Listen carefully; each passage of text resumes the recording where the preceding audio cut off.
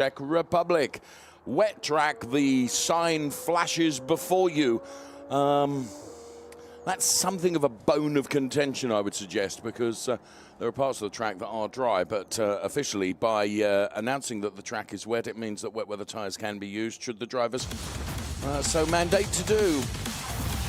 So here we are then. It's been a while since we've been to this roller coaster of a circuit here in the Czech Republic, the Brno circuit, recently resurfaced, and that's just an example of why it is a roller coaster. That backdrop, the fourth round of the season, we reached the halfway point already in 2025. We're only in June. Flaming June, flaming gone. That's where it's going to go. We have 2 dates in June. After this in Brno, we head off to Valencia in Spain, then Barcelona, Spa-Francorchamps in Belgium, and then Mugello. And that will complete the 8-round Ferrari Challenge for 2025.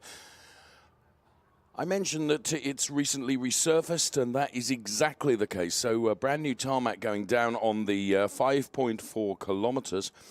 There are something like 15, 14 turns, and once again, it depends on your preference for counting them. I go for 15, truthfully. That means 6 left, 9 right, and it's had its share of really expressive events here in Brno in the past. Of course, the Ferrari Challenge has been here, but so have other iconic things like Formula 3 and the FIA GT3s and DTM and many others as well.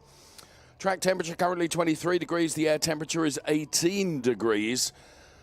And we have a 30-minute qualifying session about to start for our Ferrari Challenge Copa Shell drivers. 9 of them will be out there.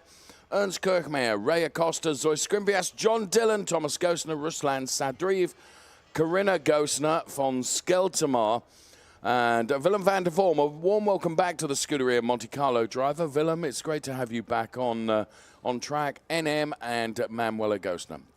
Those are the drivers that will go out and spend 30 minutes trying to get the very best out of their cars. And this is NM, who comes here, I would say, with a rich vein of form, having been successful at our last round, which was in Germany. We were at the Hockenheim circuit, and NM certainly did very well there in the second race, where he took a win. The first race, it was a P8, and there's the 166 car you can see of Ruslan Sadriv. Welcome back. Welcome to Andrea Montali, our broadcast manager, who makes a rare visit into the commentary booth, not for any benefit other than just making sure we're doing our jobs properly.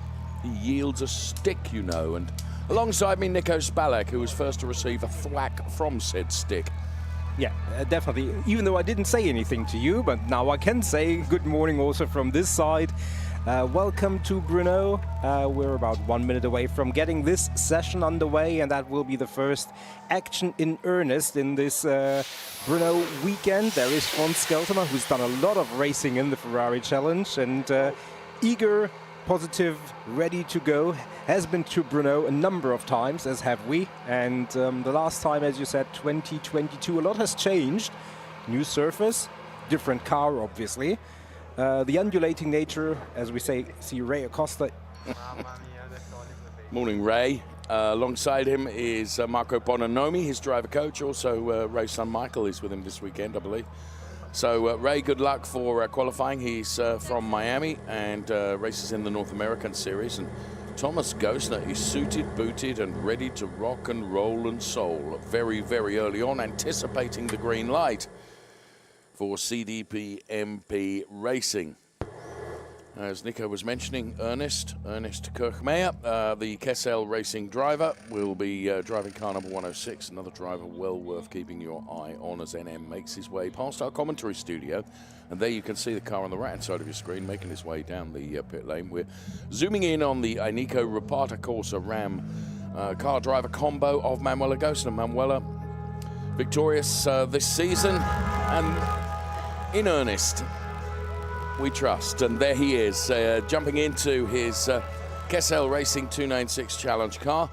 A very, very well-traveled Ferrari Challenge racer, having raced in the Japan Series, having raced in Asia Pacific previously, having raced in Australasia, having also raced in North America as well. And here he is back in Europe ready to see what he can do.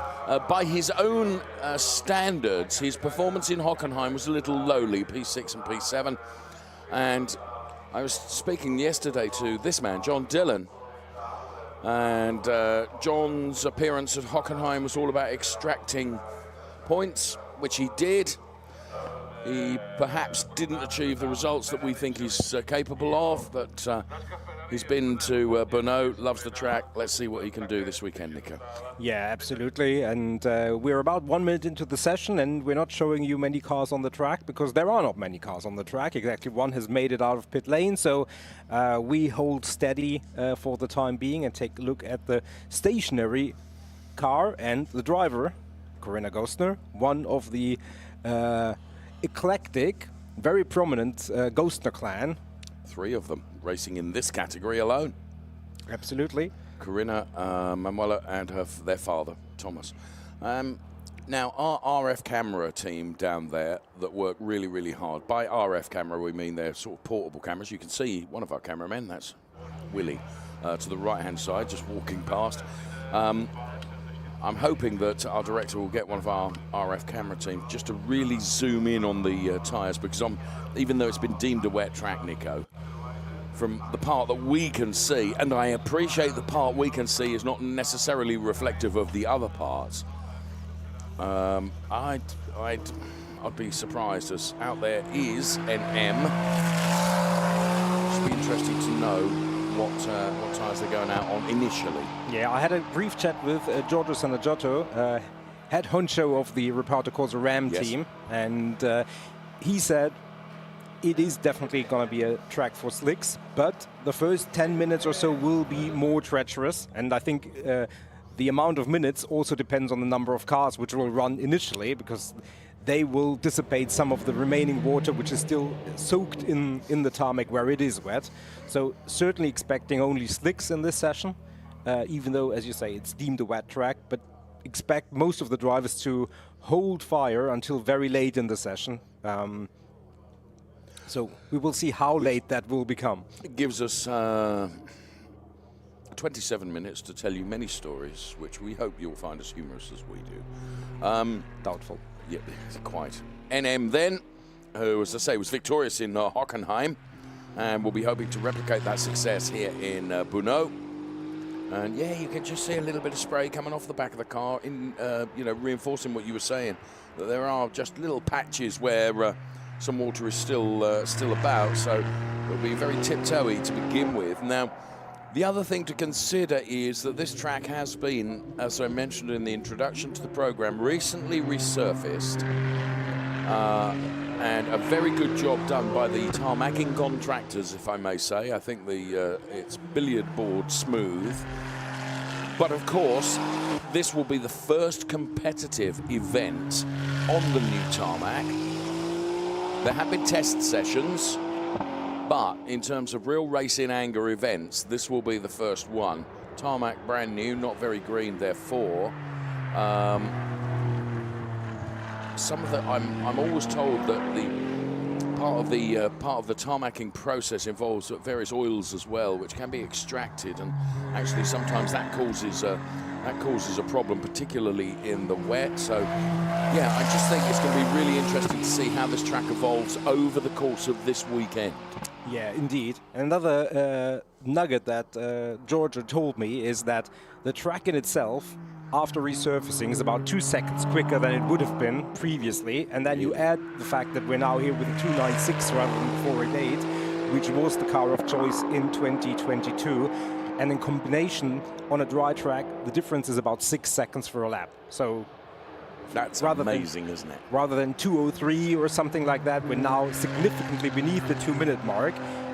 Don't necessarily expect that to be the case in the early stages of this session here in Coppershell, but the 2:09.161 that NM has put on the board for now is certainly not going to stick.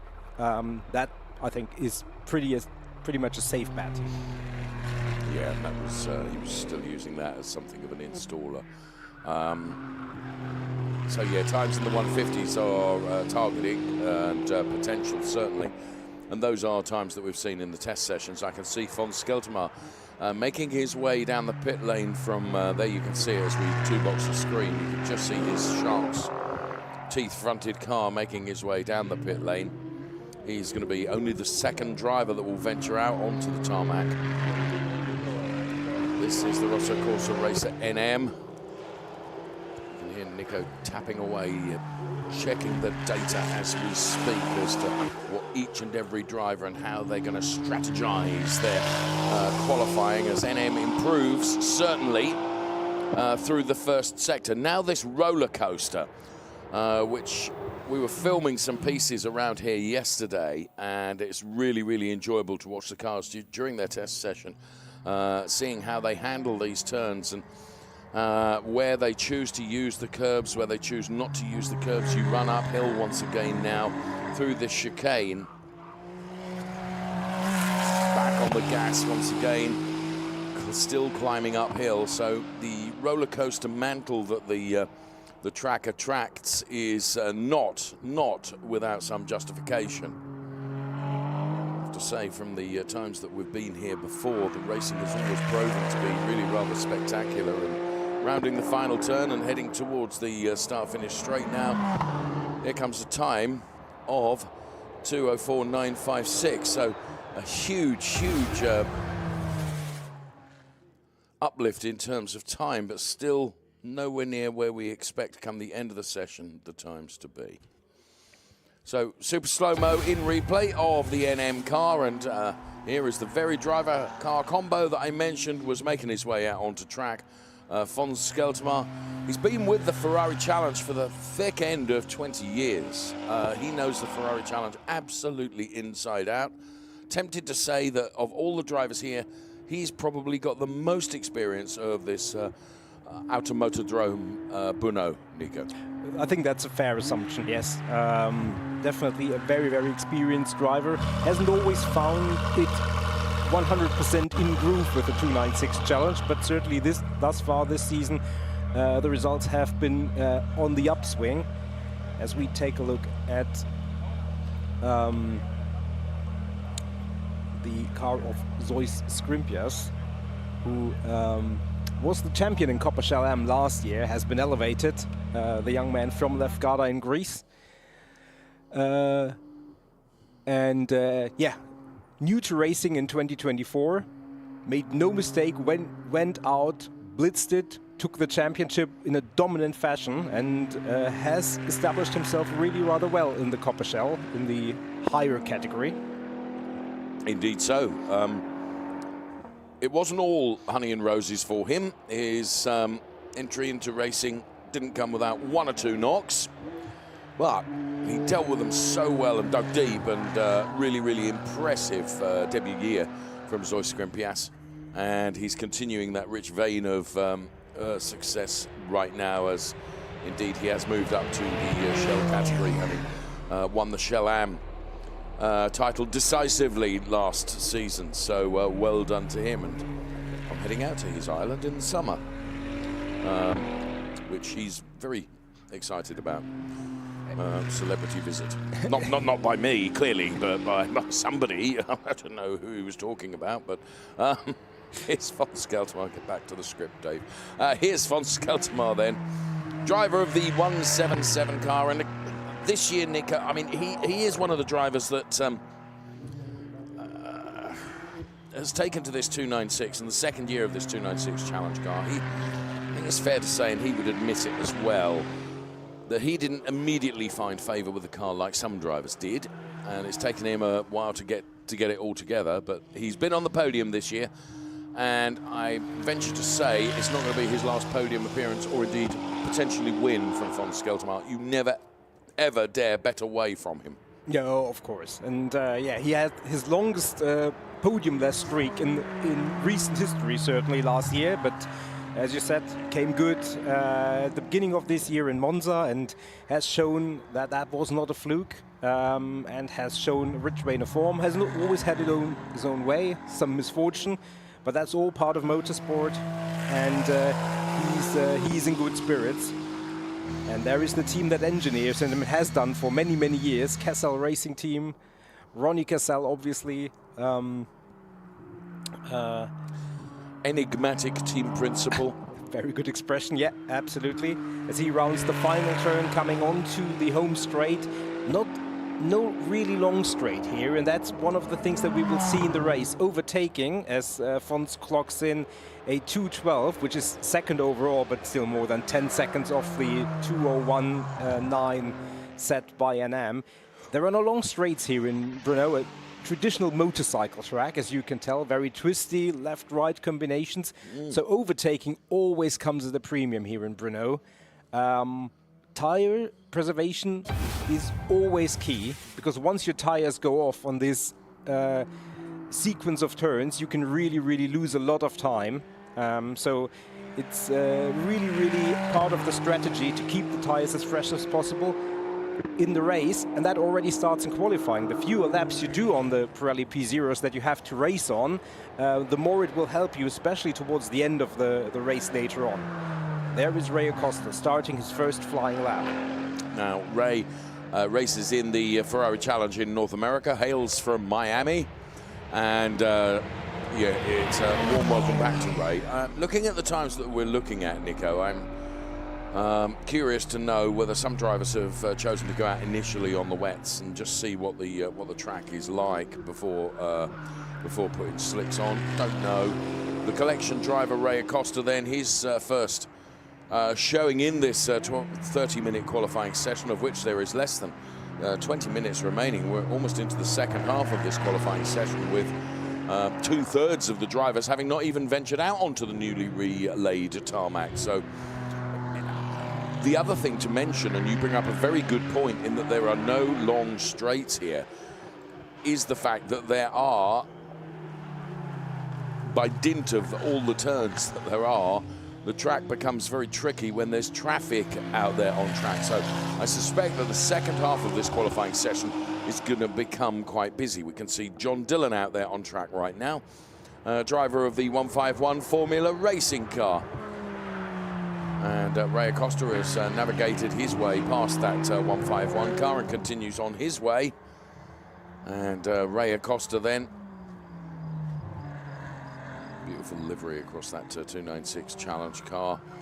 And there you can see, just into the picture, John Dillon. They're going through that same chicane before climbing uphill here at Brno. We're about 20 minutes, I guess, from the city centre, which is a remarkable city, well worth a city break, I must say, if you're so minded to do, and the extraordinary value that is afforded. Ooh, that was a late decision to come into the pit lane, Ray Acosta. Yeah, took that decision very late on. His driver coach, Marco Bononomi, himself a hugely successful driver, and Christmas, it makes me feel really old. I can remember Marco Bononomi in single-seaters. My goodness. Let's not talk about it. No, it's possibly best not to. There is Zoe Skrimpias, who is now installing, which means he's getting the tires, the brakes, everything up to temperature, himself into the rhythm. We could have also a brief look at the pit purge of the Reparto Corsa Ram team, who engineer Zoe Skrimpias, who also engineer Manuela Gostner, and we go on board with her father, Thomas Gostner, who is incidentally not engineered by the same team. So you have a combination of teammates and family in different outfits, which has that very interesting situations on the track. There we can see and really appreciate the track. We have just done the first 2 turns, as Thomas Gostner is now getting to the part where the track really drops down and loses elevation, and he goes through that sequence of left, right, the first chicane, if you will. Having just completed the first sector, and there you can see how the track and the camber really works against the drivers who want to stay on the inside in the apex, but the car really gravitates to the outside. This is where we were filming yesterday, and it was fantastic to watch everyone go through here. And the different lines and angles that they take through that almost double apex turn. As Thomas's son David Gostner watches on as we split the screen, and Thomas Gostner then continuing on his way. Just to bring notice that already lap times have been deleted for track limits excursions. Von Skeltermaier has lost a lap time because of exceeding the track limits, and I was noticing in the free practice sessions where the track limits warnings were coming up and flashing like beacons of light at times on the timing screen. Rather think that track limits, as the drivers get quicker and try and explore still further extremes of the circuit, track limits may cause something of a problem. In qualifying, what happens is if you exceed the track limits, i.e. you put all four wheels outside the white lines and therefore the track limits, you have that particular lap time deleted. In the race, should you do the same, you get 3 warnings, and on the 4th warning, you get a time penalty. And you continue to get time penalties and further time penalties until such time as you don't do it no more.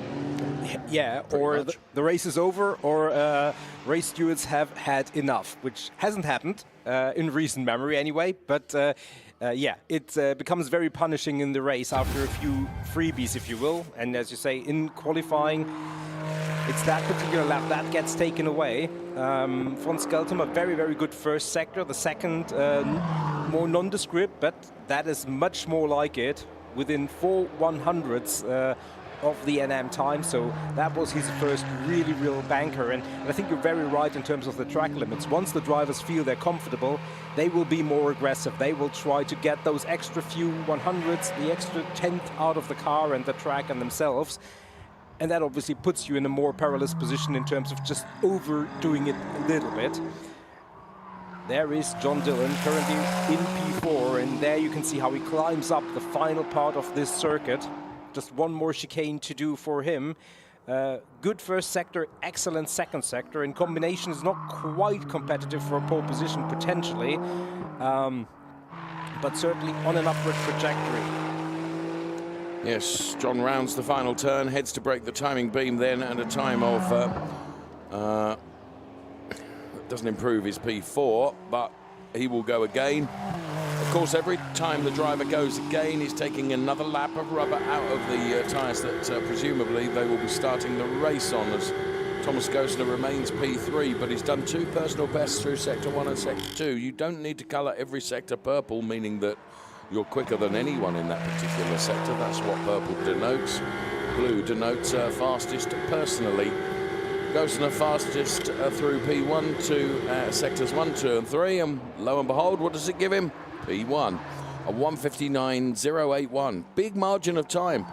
Half a second being taken out of the NM time of 1:59.596, Nico. Absolutely. We haven't had traffic as too much of an issue, but now all but the NM car are out on track. So now on this twisty circuit, traffic and slower cars might be something to reckon with, and that's where team play comes in. When you're on a flying lap, obviously you can only push as fast as you can, as Von Skeltermaier does that and stays in P3. But when you're not on a flying lap, your team can advise you to, you know, ease off a little bit to give you more track space in front of you, which means the next time you're on a quick one, you won't have to contend with traffic, ideally, always assuming that you can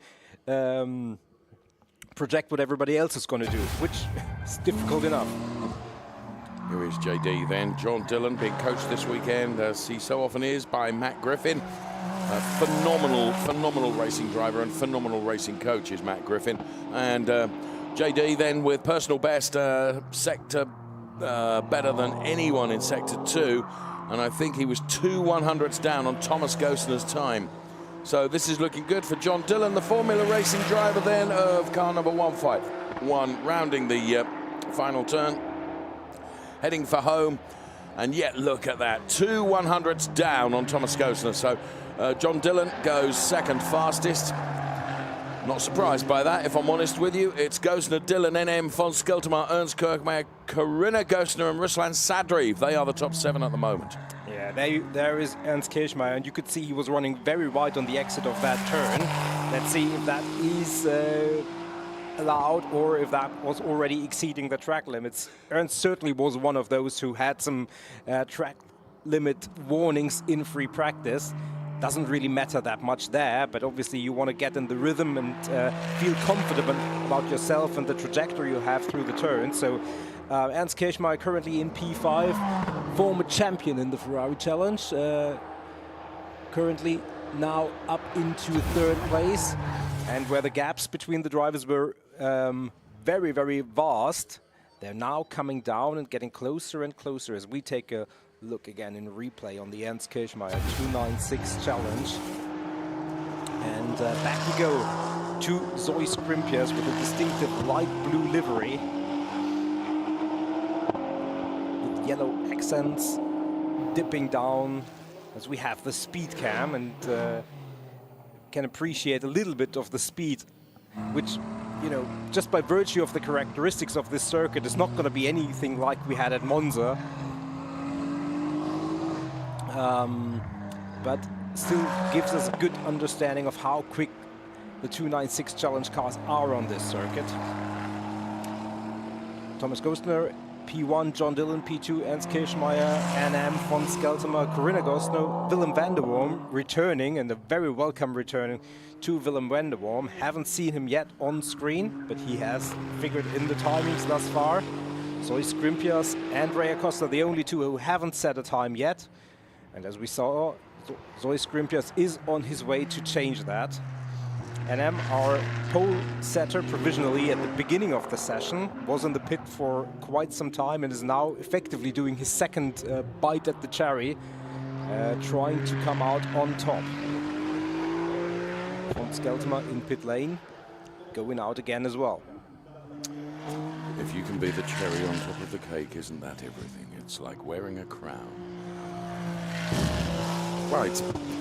Thomas Gostner, John Dillon, Ernst Kirchmeier, the 1, 2, 3. Von Skeltemer, as Nico mentioned, we can see from our two books. The speed cam is sponsored by Faye. Have I pronounced that correctly? Yeah, I think so, absolutely. NM then also coming out again. It's Gostner from Dillon and Kirchmeier, the 1, 2, 3. At the moment, still 7.5 minutes of this qualifying session remaining. We're thrilled that you're there. We're thrilled that you're watching this qualifying from Ferrari Challenge Copichelle. Bear in mind, we have qualifying sessions to come from our Copichelle AM drivers and also Trofeo Pirelli and Pirelli AM drivers also. So the action across the morning here from Brno comes thick and fast, as so too does the darkening cloud overhead. I have to say, you can see from some of the different camera angles how the cloud is beginning to thicken up somewhat. And you're never far away from the potential of some rain just completely throwing a Horlicks into this qualifying or any that may follow. It can happen in a heartbeat, and so often does here at the Brno circuit. It's something that we've come to realize over a number of visits here, that not only the undulating topographical nature of this circuit, but also the weather conditions can play havoc with even the best laid plans. How very philosophical, but also so apt and correct. Zoe Scrimpius has moved up into P3, so his not maybe best laid plans, but certainly better laid plans have come to fruition. And Thomas Gostner with a very good first sector. Second was still competitive, so he is already in P1. He will try to stretch his lead. His 1:59.081, will it be a 1:58? Indeed, a 1:58.853 is the new benchmark for everybody else. And the colors on his sector times was only one was colored. Just proves that you can still do it, and Thomas Gostner has done it. First driver to put it into the 58s with a margin of very nearly 2.5 tenths over John Dillon, who is P2, and there you can see the car driver combo of the 161 machine, Thomas Gostner. Yeah, good sector times coming from a lot of drivers. Ernst Kirchmeier just moved up into P3. Willem van der Worm just up into second place. Zoe Scrimpius again quick. NM with 2 purple sectors. So he was quick in the beginning. He is trying to recapture what he lost, which is P1. Yes, and let's see. With 2 purple sectors, providing he didn't throw it away in the final sector, which he by Jiminy did not. He's gone 1.127 seconds quicker than anybody else. Take that, he says to the rest of the field, as is his right to do so. So the remaining 10 cars have got 4 and 3/4 minutes to try and wrestle that very, very good time away from NM. Really impressive, Nico. Yeah, absolutely. And it just shows that he is won with the car and his team have sussed this circuit. And I also think he's a 10th quicker because of the success he had in Hockenheim. It just makes you feel good, doesn't it? For sure, it gives you the confidence in your team. You know, if you think, okay, you know, my team always gives me the best car, the best setup that I can possibly have, it eliminates any doubt in that sector. And if you also deliver then and have a quick car, don't make any mistakes, that adds more confidence. Talking about confidence, Willem van der Voort hasn't been racing in a little while, so good to have him back. It is. He obviously needs more work probably to get into the rhythm and into the groove. As Madonna said. There's a song there. But you wouldn't think so, would you? With the times that he's put on straight away, you know, he's at the sharp end, isn't he? Willem doing a good job. And here, look, personal bests in Sector 1 and Sector 2. Now, his personal best previously have given him P4 on the grid. That's no mean feat for a driver that has, as you say, been missing for a while. Great to have him back. I hope Mrs. van der Voort is on site as well. She normally provides us with tea and cakes, you know, up here in our studio. P2 for Willem van der Voort. Yeah. Good job done there, friend. Absolutely, and that's more than a second quicker than the drivers behind him. So we've got effectively two classes. The first one is NM and Willem van der Voort, and then everybody else. But obviously everybody's still trying to push and gonna close that gap or possibly even leapfrog those two drivers as we follow Corinna Gostner through the first part of the circuit. Corinna currently running or ranking in P9. Can I just say that a couple of drivers that are really out of position, Ray Acosta, Zoe Skrimpias, and potentially also Ernst. Yeah, but you've seen that in Coppershell, that how close it is and how competitive it is.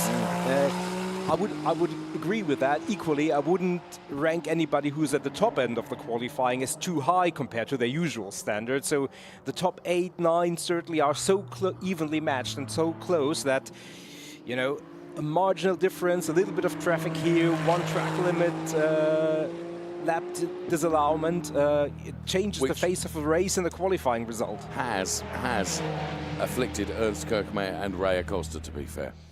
This is Corinna Gostner. Incidentally, Zoe Skrimpias has just improved a further place, so he is still trying to improve, but we have got less than 2 minutes remaining in this qualifying session. Here is Manuela Gostner. Currently P4, sat behind her father Thomas in terms of the chart. If everything stayed the way it is right now, she would start alongside him on row 2 of the grid. It's NM from Willem van der Voort, von Skeltermar. Then it is Thomas Gostner and Manuela Gostner. And they are, at the moment, the top 5. Ernst Kirkmeyer now goes to P3. So P3 for Ernst Kirkmeyer. And it's changing all the time. John Dillon has now gone P3. So John Dillon putting a good time in, 1:58.401. Ray Acosta actually had 3 instances of track limits, Nico. We have got other drivers on track limits warnings. They include Ernst Kirkmeyer, von Skeltermar and Corinna Gostner. They've all had times taken away from them. As drivers begin to push hard, so the track limits plays more of a part. Ray Acosta is being tracked now by Manuela Gostner. Ray Acosta desperately trying to move up from his position at P11 at the moment. Manuela Gostner with the track limits as well. Yeah, and I mean, by virtue of the traffic from Ray Acosta, probably that lap maybe wouldn't have been the best that she could have. Well, you know, it would have been P3, which, as we saw, track limits mean they don't count, but both are in their own race, effectively. Both want to qualify as high up the order, and without doubt, it compromises their laps. And with only 20 seconds remaining, this is the last attempt that either of them has. So there is no backing off and finding track space now. It's now or never, effectively. There is NM who's actually pushed his gap over everybody else once again to 9/10. So that will be a tough ask for anybody to make up that gap. And I don't think anybody really, based on the sector time, is on trajectory to do that. Ernst Kirchmeier in P5. He's the one that you would figure might move up the order based on his first sector. Only 2 drivers in the 57s. They are NM and Willem van der Voort on his return to the Ferrari Challenge. Here's Ernst Kirchmeier then. the order is NM and Willem van der Vorm. Of course, any driver that is on a lap can complete that lap and head towards the checkered flag and take the time. Ernst Kirkmeyer does not improve. Here comes Willem van der Vorm, and he does not improve either. So we have certainly our front row. It's NM and Willem van der Vorm. Giacomo Altoe, of course, driver coaching Ernst Kirkmeyer. And NM is congratulated, having taken that pole position. Manuel Agostino, we think, is going to have to settle for P3. Then, there you can see Andrea and also Nicolo from the Rosso Corsa team congratulating their driver NM. There's Thomas Gostner, the best he could do, P7 in the end. And running over to the pit perch, Massimo Pepe is on there. Massimo Pepe, who is team principal of Anika MP Racing. And here we can see super slow-mo of the car that's put it on pole position then. The Rosso Corsa driver NM.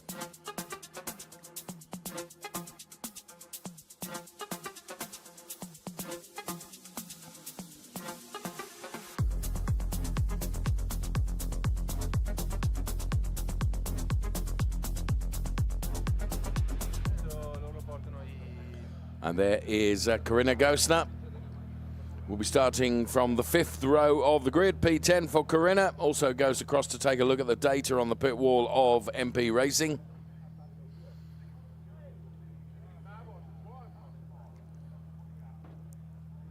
And Manuel Gostner, of course, another one of the Gostner family going from P3. That's what it's like from inside the car. And here is Willem van der Vorm. And on his return to the Ferrari Challenge, and warm welcome back, Willem, the Scuderia Monte Carlo driver going from P2 on the grid for the Copa Shell race to come a little bit later today, where the weather conditions could be altogether different. The pole position award is presented to NM, who takes that pole position award, and well done to him for so doing. Confirmation of the classification from Quali. For Copa Shell, it was NM P1, Willem van der Vorm P2, Manuel Gostner taking P3, then it's John Dillon, Ernst Kirkmeyer, Ray Acosta, von Skeltermar and Thomas Gostner, ahead of Zoe Scrimpias, Corinna Gostner and Ruslan Sadriv. Those results with Faye. And that's it from qualifying for our Copa Shell drivers. We'll be back with our next qualifying session very soon, but for now, bye-bye.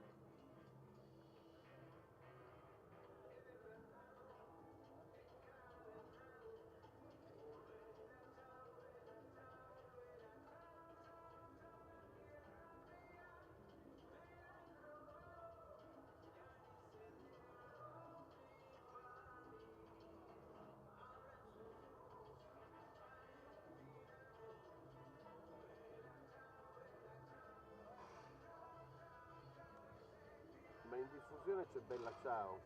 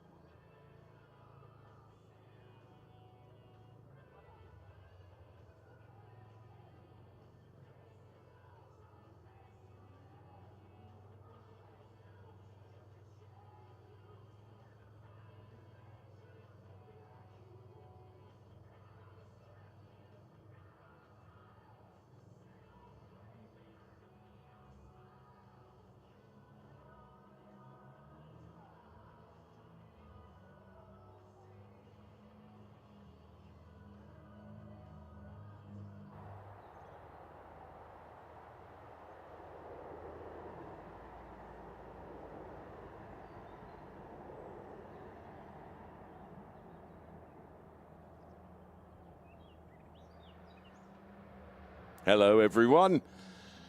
It's the smiling face of the Automotodrome Brno that welcomes round 5 of the Ferrari Challenge, round 4 of the Ferrari Challenge, even. Get your facts right, Dave. Into the Czech Republic for our next series of races. There you can see the Brno circuit then, the 5.4 kilometer roller coaster.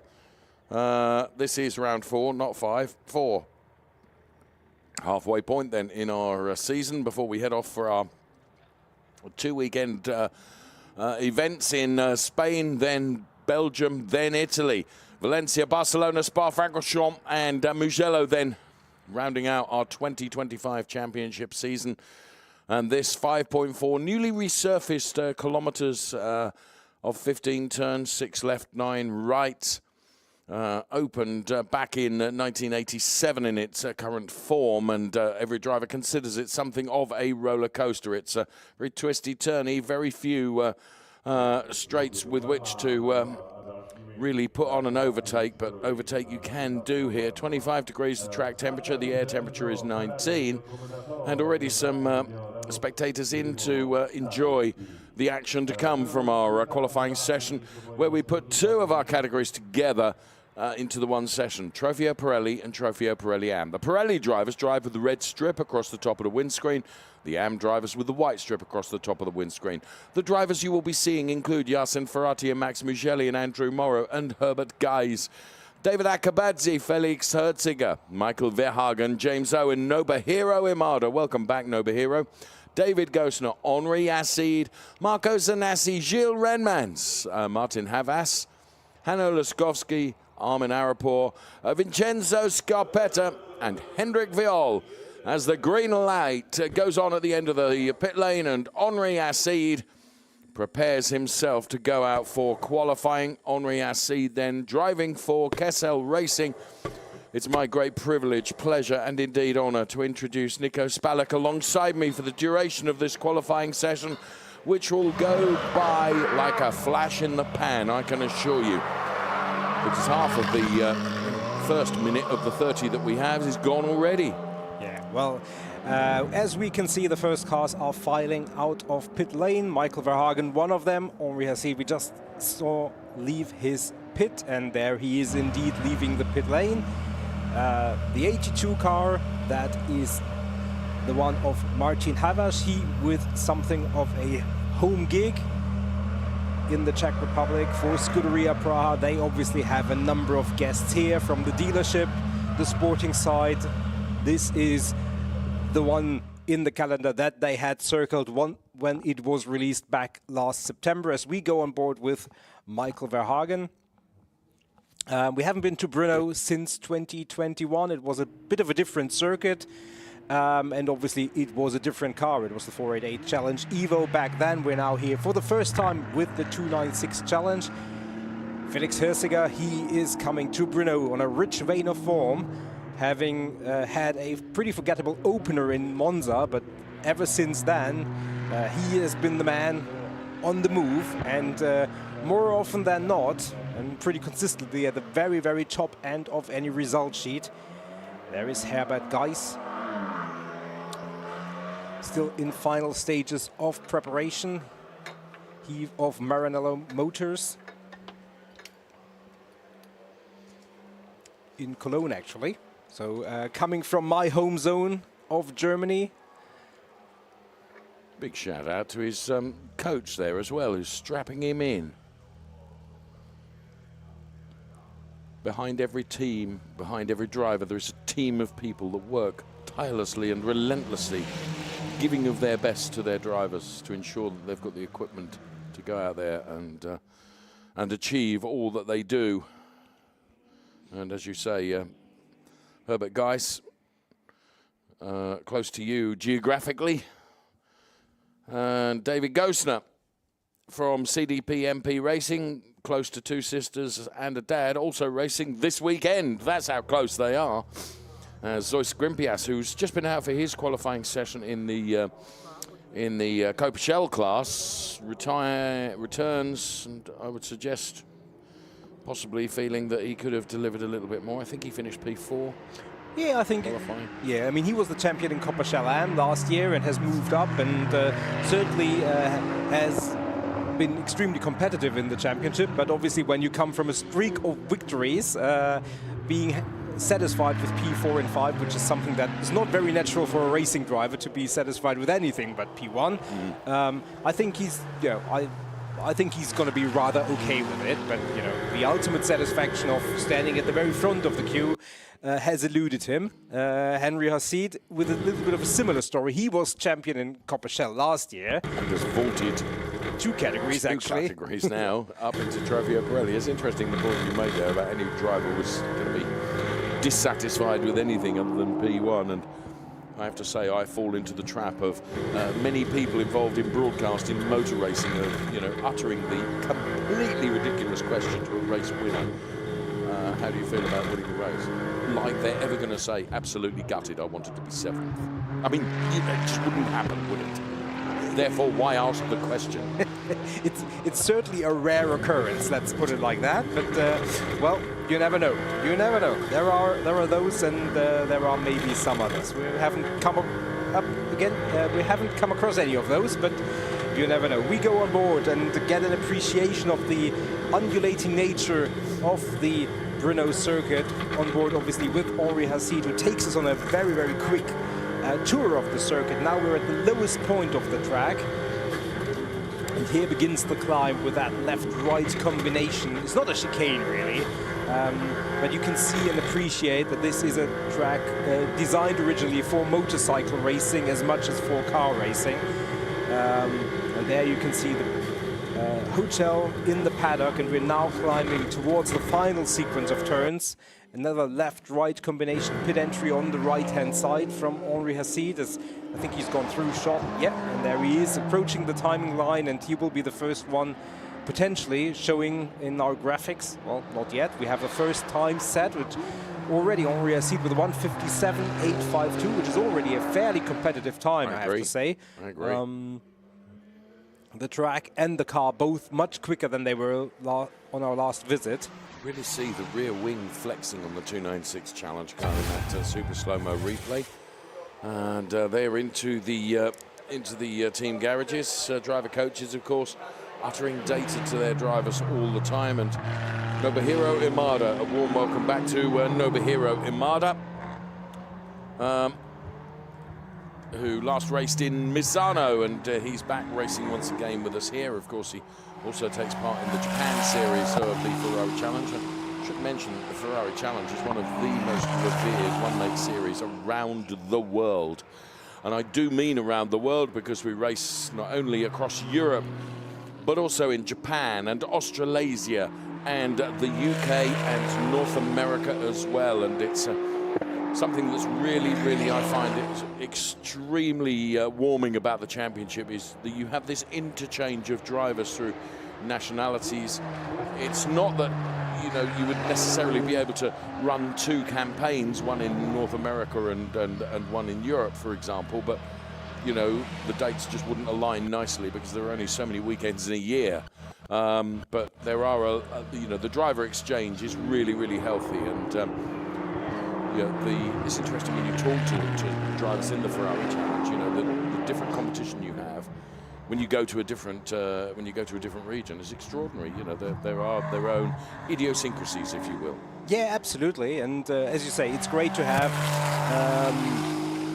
the drivers come over and compete also in different regions. And as you say, there are only so many weekends. There would be maybe potentially time for a winter challenge of 5 or 6 rounds in a nice warm region. Mr. Mlazic, maybe a hint.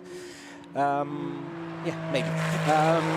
No, maybe about Michael Verhagen's previous lap, a 1:57.502, which put him in P1. And as you can see from the color coding, he's an M driver. The white color is indicating that. Max Mugelli with the red color has just offset that. And a 1:57.241 means Pirelli supremacy restored. A Pirelli driver at the top of our charts. But we do mix the 2 categories here in Pirelli and Pirelli Am. And where they finish in this quali session is where they will start in the race later on.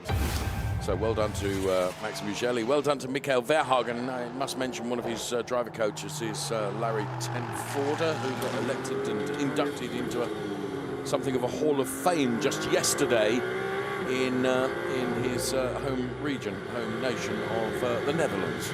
Congratulations, friend.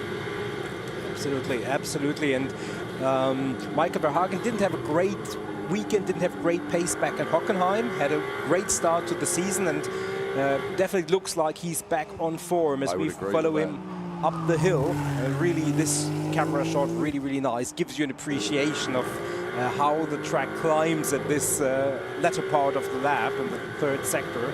He's just been knocked off the top spot of the AM drivers by James Owen. It's a warm welcome back to I'm from Welsh Wales, James Owen, who of course competed in the winter in the World Cup and was victorious.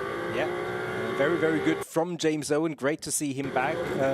He was also victorious in the World Final last year as well, I should. Yes, indeed. Michael Verhagen, not victorious here in the morning hours, but certainly moving up the order. Immediately, Yassin Ferrati, a Pirelli driver, doesn't take the challenge from the Ams lying down. Well, no, he actually just clocked the fastest he could, a 1:56.5627. So the times are now come tumbling down. We still have about a handful of drivers who haven't set the time, so a lot can still change between now and 20 minutes and 30 seconds from now.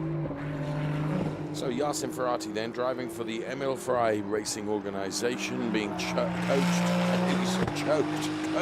by hopefully Giacomo Altoe, who may well choke him if he doesn't deliver what he thinks he's capable of. Oh, no. And at the moment, he's certainly delivering, isn't he? It's his quickest with a time of 1:56.627. Thanks, Franco. There indeed was Giacomo Altoe. Hands were not poised, ready to be thrust about Yassin Ferrati's neck. No, Yassin is in P1. No, Giacomo, obviously, he was champion in Pirelli last year with this very car, actually.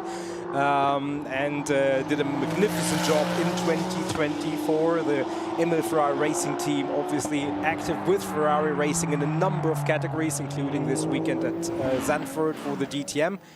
As we have a look at the Farge speed cam, which gives you a little bit of an appreciation of the speed that these 296 Challenge are capable of. It's not the same as some circuits where you hug the wall and the camera is situated right on the wall, and you can't get that here because it doesn't exist. No, you don't have the long straights that you have like in Monza or in Hockenheim, and you're much closer, but still good to get an appreciation here. And there again, Giacomo Altoe in the picture-in-picture. Yassin Ferrati in the cockpit, on the track, trying to further improve on his previous best time, rounding the final turn onto that very, very short start-finish straight. And good second lap time, but not an improvement. Yassin has already had one lap disallowed due to track limits, and that's something that we have already seen in the previous quali session. It's something we expect over this and the next session in Coppershell-Am. If you exceed the track limits, that very lap is going to be disallowed in qualifying. The one that's had the most so far is Andrew Morrow. Two track limits, or two laps even, being taken away because of track limits issues. So try and keep it between the white lines, Andrew, if you can. Very enjoyable evening out with the Morrows. Happened to be in the same restaurant as we were in for dinner last night, which I have to say was terribly enjoyable. Yassin Ferrati, P1 for our Pirelli drivers. Michael Verhagen, P1 for our Pirelli AM drivers. And this is the number 90 car of Vincenzo Scarpietta, who at the moment is P4 in Pirelli, but he's actually P12 overall in terms of who's going quick. You can see the order. Well, just as I say that gave him the provocation he needed to go second fastest. I'd like to think that metaphorical kick up the bottom from the inept broadcast voice was enough. This is going to be a quick time when it comes as well from the number 69 car of Marco Zanassi. Marco Zanassi, who had a rich vein of form, certainly at Misano, where he took 2 wins out of 2 starts, but he'd had a podium in the opening round, and he took a win at Hockenheim as well. He'll be hoping to continue that rich vein of success here in the Czech Republic as well, and certainly wouldn't bet against it, would you? Throws everything at his racing. Huge presence in the paddock, huge presence on the track in terms of his driving ability, Nicole. Yeah, absolutely. But you can't talk about the Pirelli AM here in Brno without mentioning Henrik Viol, the local hero who was second and runner-up in the championship last year, and he comes into Brno as a championship leader. Hasn't had the very high results of a Marco Zanazzi, but has been uber efficient and consistent in the championship thus far. Yes, he may have only taken one win, but he's had 1, 2, 3, 4 P2s. It's that consistency. It's all about points, isn't it? Yeah, and so he obviously has a plethora of track knowledge. As there is David Gostner, who was very quick in free practice yesterday, the fourth member of the Gostner family. The other three we already saw in Coppa Shell earlier today, currently in P9. David Gostner, also with lots of experience in the challenge, has been here in Brno in a number of cars previously, and good to see him as part of the grid and of the action. He is climbing and climbing. Good first 2 sectors, very good actually. So what's it gonna be? There is some traffic ahead, but I think he's just far enough into the lap and towards the timing line that it won't necessarily affect him. Good avoidance from the driver, who is David Akabadze. Yeah, and indeed, David Gostner makes good on the promise of the first 2 sectors, and that indeed is a 1:56.674. That's P2 overall, but it's easily P1 in the AMS. Yes, well done, David Gostner. Good job done. The all-yellow car that was may have impacted just a little bit was David Akabadze, who's made his way back into the pit lane. Now, this is Max Mugelli, who is P7 overall now. It's P3 in Pirelli. You may recall he was one of the earliest drivers to set a very fast lap and was indeed fastest.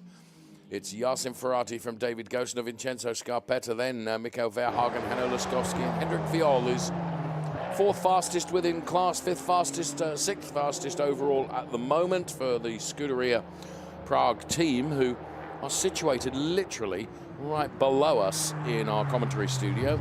And there is Hendrik Viol from that very team. Will, as Nico has alluded to, really want to perform well here this weekend. Local gig, lots of guests, lots of supporters for one of the most colourful cars in the Ferrari Challenge. This is David Gostner, who's dissatisfied with his 1:56.674. Feels he's got a bit more to offer, Nico, and he's proving that certainly through Sector 1, where he has gone quicker again. Yeah, absolutely. I mean, talking a little bit about strategy and tires, the tires that you qualify on, assuming that it's dry in the race later on, will be the tires that the drivers will use for the race. And that means, ideally for the driver, is go out and style the car, have everything up to temperature, put in 2 very, very quick lap times, park the car, be done, have an espresso or whatever your coffee or beverage of choice is, and not take too much out of the tires. Because Brno, with all these twists and turns and few long straights, is very consuming and tough on the tires. And David Gostner does exactly that, improves further in class, which gives him a good position. Here he's with a sense of foreboding for anybody who's in desperation and good grid positions. Felix Hörsiger. He's already 3/10 quicker than anybody else across Sector 1 and Sector 2. And Yasin Ferrari is going to be right up his trumpet, trying to get something of a draft off the back of the car. There is Yasin Ferrari. So this is for P1, I would suggest, in Trofeo Pirelli, which Felix Hörsiger immediately puts it up there with a 1:56.171. Going 4/10 quicker than Vincenzo Scarpetta. And yeah, Felix Hörsiger has been something of a standout star in Ferrari Challenge Trofeo Pirelli with 4 wins in a row, Nico. Yeah, as you said, Monza not his weekend whatsoever, but ever since then he has been very, very dominant, almost maximizing his points haul with fastest laps, pole positions, race wins, and well, yeah, we talked about the ideal scenario for a racing driver in the team. That was only on his 4th lap, counting out laps for Felix Hörsiger. So if he decides that, well, actually that's enough, he would have tire preservation maximum achieved. not sure is 4 tenths enough of a gap. It's a big margin, but we'll see. Marco Zanazzi, who is currently in P6. The sector times don't necessarily indicate that it's for pole position, but a good improvement. It is an improvement up to P2 within glass. And Gilles Redmans is going quicker than anybody as well in the number 77 car. Gilles, you will recall, started the season as he meant to go on with taking a win in race 1 in Monza.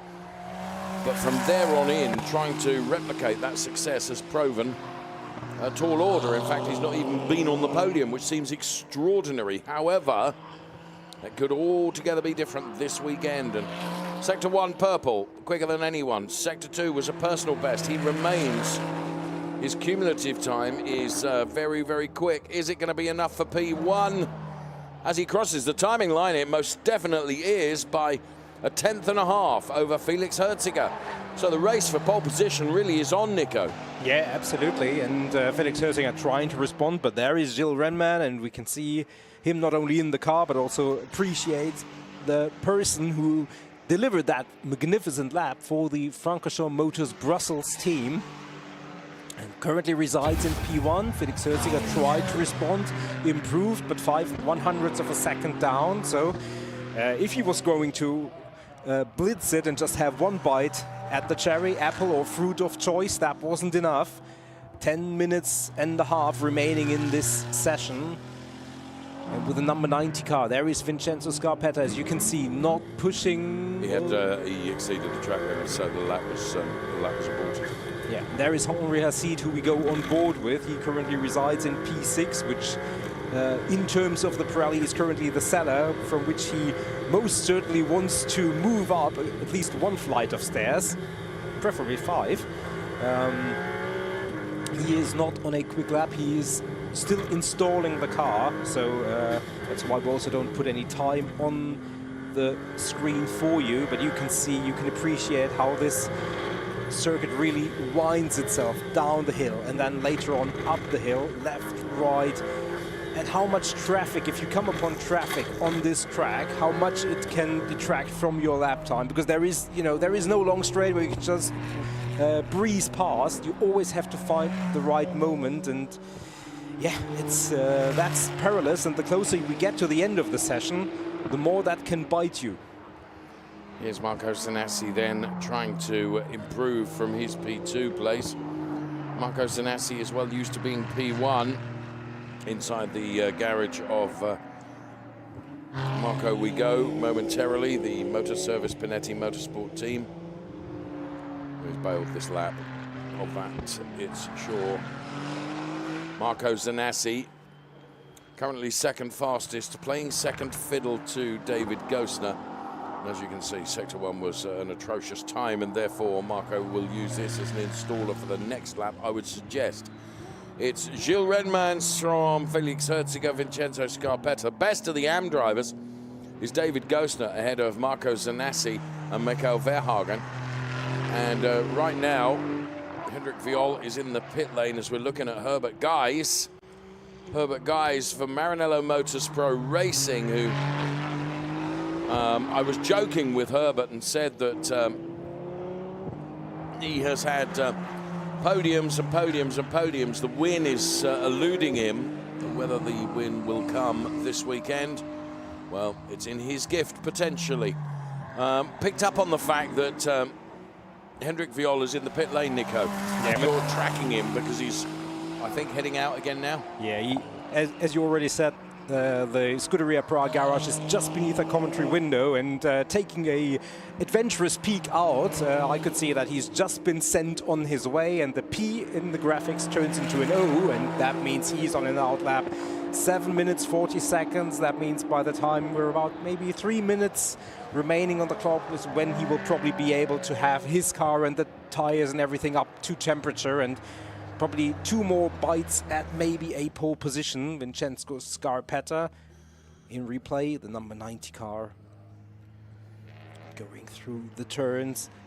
The O that Nico alluded to in the graphics was on our timing screen, the screen that you can see. And There is the O, because now we show you the AM graphics, the O, indicating that Hendrik Viol is on an out lap and out of the pits, and Mikko Verhagen has gone quickest through Sector 1, a personal best through Sector 2, and loses a tenth and a bit in Sector 3, which means he stays P2 at the moment. Here comes Henri Acide, and Henri Acide still finds himself at P6 in terms of Pirelli drivers, and Yasser Ferrati and Max Mugelli both in the pit lane, which means that Gilles Renmans, Felix Herziger, Vincenzo Scarpetta, and Henri Acide, who we ride on board with right now, are still out there. We've got 6.5 minutes remaining. Yeah, and Yasser Ferrati, he has had 4 track limit infractions. That means that's part of the explanation why he finds himself in to his standards, lowly P4, because he had some very quick laps disallowed, and that is obviously part of the game. There is Henri Acide. The first sector is not really quick. Well, not by his standards anyway. We can see that in one of the screens that we have in our studio here, that Yasser Ferrati is not only in the pit lane, he's actually out of the car as well. So I would suspect, with just 5 3/4 minutes remaining, whether he will go again, there would be time for him to get back in, seated, bolted up, and get out again, but it would be a tall order. So it's there. You can see, as we go to a 2 box there, you can see Yasser Ferrati is actually out of the car, and I think the helmet has been undone, and that's it, Nico. And I'm really surprised by that. Yeah, on the other hand, Yasser Ferrati has done 11 laps overall, which is the most of anybody thus far. Okay. And that means probably the team will have said, you know, actually taking more life out of the Pirelli P0s for the race later on is maybe not what you want to do. Yeah. So even though it's not where you want to start, it's maybe better on balance to leave it where we are. Currently, nobody really attacking for a top position. And track limits have quietly played a part in this. Felix Herzinger just had a good lap disallowed due to track limits, and one that would have been good enough for pole position, or at least for an improvement. Other drivers with track limits, David Akabadzi as well as Vincenzo Scarpetta. So Marco Zanassi is also out of the car, as we just saw there. So obviously he's P3. He feels he's not going to be able to improve on. You're right in as James Owen crosses the timing line now. You're right in, it's a calculation that the teams and drivers do, isn't it, with regards to tyre longevity for the race, and the risk-reward benefit of staying out for a further lap and taking more rubber out of the tyres, or whether you are better off parking the car and going from wherever you are. And clearly Marco Zanassi feels a second row start is the best that he can achieve. There you can see in the 2 box, Hanno Laskowski and Yasser Ferrati having a conversation, both of course driving for the Emil Ferrari racing team. And here comes Hendrik Viol then. Scuderia Prague racing driver then, who currently sits in P5, and by Jiminy we know he's capable of a better starting position than P5, but all the stars have got to align in the right direction for Hendrik Viol to be able to deliver that. Let's see if he can. yeah, and you can see on the graphics lots of drivers with the blue indication now in the pit lane. That means traffic potentially lighter than you would expect at this late stage of the qualifying session. Can Hendrik Viol use his track knowledge and the condition of the track to improve? He would so dearly love to be on the front row, give his fans and the team's fans here in the grandstands a brilliant starting position. Accelerating the 296. Running downhill then, this roller coaster that is the Outer Motordrome Brno, and Sector 1 was not one that was coloured either purple or blue from Hendrik Viol. I mean, he'll certainly be able to do this lap and one more, of that there is no doubt. But if he could nail it in one lap, then he would like to do so. So Hendrik Viol then, who remains one of only 5 cars that I think are still out there. James Owen being one of them, Nobuhiro Amada, and also Armin Arifpour. So Hendrik Viol about to close out the Sector 2. And he's a second and a couple of tenths down on the pole sitting time. So whether he's using this as an installer, ready to go for it on the final lap, where, as you quite rightly pointed out, Nico, traffic is not going to be the same problem that you would have had earlier. He's coming into the pit lane. That's it. Yeah, and that's well, he's not going to be happy with his quali result. I mean, there is still a race to be done, and we've seen Hendrik Viol do great overtaking. I remember particularly at the start. Yeah, I remember Jerez last year where he overtook 3 Pirelli drivers to get on terms with Klaus Brunson, his competitor in the AMS, and so he's absolutely capable of doing it, and certainly on this circuit, but not today for qualifying, and not on pole is Felix Hirziger. No, as you can see, the graphic's telling you he's going from second on the grid, and he'll be disappointed by that, I suspect, but he was beaten fair and square by 5/100ths by Gilles Remmans, who's going from P1 for our Pirelli drivers. Top 3 for Pirelli, it's Remmans, Hirziger and Scarpetta. For the AM drivers, David Gosner, Mikkel Verhagen and Marco Sanasi. And there is Hanno Laskowski, who is P4 for the AM drivers. So well done, Hanno. Good qualifying from Hanno Laskowski, Hanno is one of those drivers, Nico, who delivers absolute brilliance at times and then struggles at others, you know. But there, Hendrik being congratulated by his team for what he has been able to do. He just feels that he was not able to get any more, extract any more, so has parked the car, conserved the rubber for giving him longevity in the race, which this is one of those tracks, Nico, where you need grip.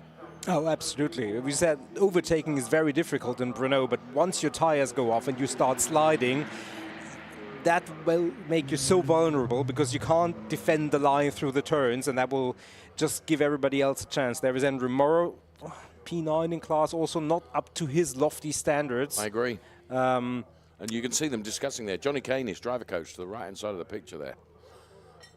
So at this point, I wish I could lip read. There's Hendrik's partner, Claudia, who takes a look at the data on the screen there as well. And you're right to highlight the fact that, you know, Hendrik has delivered some fantastic overtaking in his motorsport career, and we hope we'll see more of that this afternoon. So top Trofeo Pirelli driver is the driver of the number 77 car from Francorchamps Motors Brussels. That's Gilles Remmans. And there the cars all parked up in the pit lane. And we'll bring you the full and official result from qualifying in just a few moments. The huge classification, which will run to several pages. And of course, there from the Kessel garage is Henri Acide, who stayed out right until the very end. I was having a conversation with him early this morning. And Henri just reminded me, which sometimes I do forget, you know, says, I've jumped up a couple, Dave, you know, in terms of categories, and he's right, isn't he? You know, and he's made the point. He said, I could be mixing it out there with grandkids, my grandkids, in terms of age. Yeah, absolutely. Remember, he has so much success and so much experience, but it is certainly a step up to all the way from Shell to Pirelli for good reason. And you know, he's still very competitive. Not necessarily the result this morning, but he has been very, very good and strong already in the championship. Discussions in the Reparto Corse Ram team in the foreground, with the other cars lined up and ready to do battle in Coppa Chalam, or just having done their duty in Pirelli. There is the David Gostner car. Shout out to him, who is pole setter in the AMS, and that is a very, very good performance, and by quite some margin, I dare say. I made mention to Giorgio Senagiotto, who you may notice when you see him on camera or on your screens a little bit later, has had a fairly severe haircut. Looks good. I looked good before, but also looks good. Here is our pole sitter then for our Pirelli AM drivers, David Gosner for the CDP. Oh, that would be brilliant. CDP MP racing team. That would be brilliant. I was referring to something being afforded by one of our team here. And as promised, then here comes the classification for Ferrari Challenge, Trofeo Pirelli, and Pirelli AM. Gilles Renmans from Felix Herziger, Vincenzo Scarpetta, Yassin Ferrati, Max Mugelli, Henri Acide. They are the Pirelli drivers. And then for the AM drivers, it's David Gosner, Mikael Verhagen, Marco Sanassi, Hanno Laskowski, Hendrik Viol, James Owen, Herbert Guys, Nobuhiro Imada, ahead of Andrew Morrow, David Akabadze, Martin Havas, and Armin Arifpour. We've got more qualifying to come from the Ferrari Challenge. It will be our Copashell AM drivers qualifying very, very soon. Please make sure you join us for that. Bye-bye for now.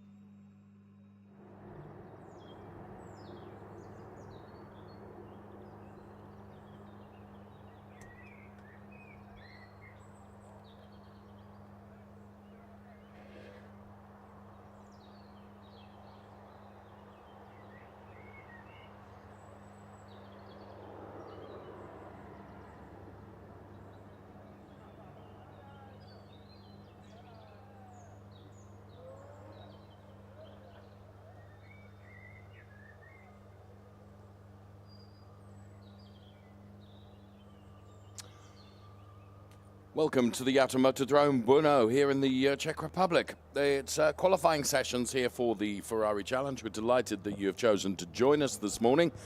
And you meet us just as our Ferrari Challenge Copa drivers are about to head out on track for their qualifying session to set the grid for race one to come around this really rather fantastic Brno circuit, which winds its way through the beautiful countryside here in the Czech Republic. It's our fourth round of our 2025 season. Having been to Monza, Misano, Hockenheim, here we are in Brno, ahead of 2 weekends in Spain, in Valencia and Barcelona. Then it's Spa-Francorchamps, then the finale, Mondiale Mugello. Can't believe we're halfway through the season already, my goodness me. Cars will head out on track then, and they will be given 30 minutes around this newly resurfaced track here of 15 turns, 5.4 kilometers. And it really is a roller coaster as it winds its way through the fantastic curvature, if you like, of the surrounds, and therefore makes for a very, very appealing track for spectators, as you can see, but also for the drivers to really push their 296 Challenge cars and enjoy what they are able to deliver. Track temperature is 24 degrees. The air temperature is 20 degrees at the moment. The threat of rain never seems to be far away because there is plenty of cloud cover. Let's hope that we don't see any of it. Paolo Scudieri, Boris Gideon, Andreas Koenig, Shintaro Akatsu, I should say, Norikatsu Shibata, Guy Fave, Tommy Lindroth, Pino Frescaro, Alvaro Ramos, Germana Toniela, Sven Schirmer, Alwa Mer, Jan Salmon, and Alexei Komarov. All drivers that will feature in this, and this driver that will feature is Pino Frescaro, driver of the number 140 car for Rosso Corsa. He will be out on track momentarily, and he's having a good season, is Pino. Particularly did well at Hockenheim, where he's only just off the podium. Alexei Komarov, driver of the 199 car for the Scuderia Prague team. Alexei jumping into the car then. Well, I say jumping. Well, quite clearly you don't jump into the car, you're installed into the car. Such is the level of safety protection and ensconcement that you have inside a 296 Challenge car. Here is Andreas Koenig. Well, Andreas really delivered in terms of entertainment value at Hockenheim. He perhaps didn't achieve the results that he wanted. Whether he'll right the wrongs of that weekend here in the Czech Republic this weekend. I think it was a P14 and a P5. Andreas Koenig not taking a win or being on the podium is something that nightmares are made of, and it was a nightmare weekend for him. Yeah, absolutely. Andreas Koenig, I mean, as we take a look at Sven Schirmer, who had a much better time at Hockenheim. I mean, Andreas Koenig, that P14 or 15, wherever he was classified eventually, actually was one inopportune move away from being a victory. Yes. Where Jan Salmon, who was leading the race, had a little bit of a sideways moment, ran wide, and Andreas Koenig running in P2 tried to maximize his opportunity and lost the car, and that meant he had to let everybody go by after having spun, and that meant he was at the very end of the crocodile with a lap to go. So it was a game of inches. And having spoken to Jan Salmon, he says there is no doubt about it. I made that mistake because of the pressure that I was under from Andreas. Yeah, and well, Andreas, we talked to him afterwards. That was race one, and he was metaphorically hitting his head against the wall and saying, I was so unwise. That wasn't the word he used. No, it wasn't. It really wasn't. But it expressed what he wanted to say. It was like, it was there, and I just forgot all what I was told by my coaches and my years of experience, and you know, just a little bit too early. Was a little bit, but it was too early, and that, there was the result gone. Well, but as it's a new opportunity, it's a new race, only 12 days remote from that. Nobuhiro. That was Norikatsu Shibata. Norikatsu Shibata, sorry. Here comes Alexei Komarov. Now, there'll be additional pressure on the likes of Alexei Komarov and other drivers, of course, from the Scuderia Prague team, Nico, because, of course, it's home gig for them, isn't it? It's about 2.5 hours from Prague to here. depending on traffic, milk floats, and the standard driver. of rental car, etc., etc. Yeah, so expect a lot of support for the Scuderia Prague drivers. And here is Paolo Scudieri. Paolo then is another driver that is really, he's not had a podium this season, and it's richly overdue, if I'm honest with you. So can Paolo Scudieri get on the podium here at the Automotodrome Brno? Well, stay with us this afternoon and we will find out. We have 14 drivers to go out there and qualify, with only 30 minutes within which to qualify. And the other consideration to be brought into the equation is the fact that the tyres that they finish their qualifying session on will be the tyres that they will be racing on. With so many twists and turns and uphill and downhill sections, Nico, and the newly laid tarmac, I'm suspecting that this circuit is going to be quite hard on tyres, and therefore the least laps you can do in qualifying is going to leave you more tyre life for the race. Yeah, absolutely. And I mean, weather is certainly a factor. We don't expect rain in this quali session. It may rain over lunchtime, effectively, but it's going to be after this one. It should be dry for the race later on, so it's not like the drivers can think, well, it'll be wet later on anyway. We don't really have to preserve the Pirelli P0s, but it is always something to be reckoned with, and as you say, the drivers need to be careful and be as efficient as possible, as Jan Sadman has been efficient in maximizing what the first 5 minutes offered, and was the first driver who set a time. And Paolo Scudieri is trying to get on terms. The first sector time not quite as quick, but putting a first banker in is Paolo Scudieri. Jan Sadman, who of course will be on a rich vein of confidence, I would think, having taken 2 wins out of 2 at Hockenheim. Compare that to his earlier results in the season where he hadn't had a podium.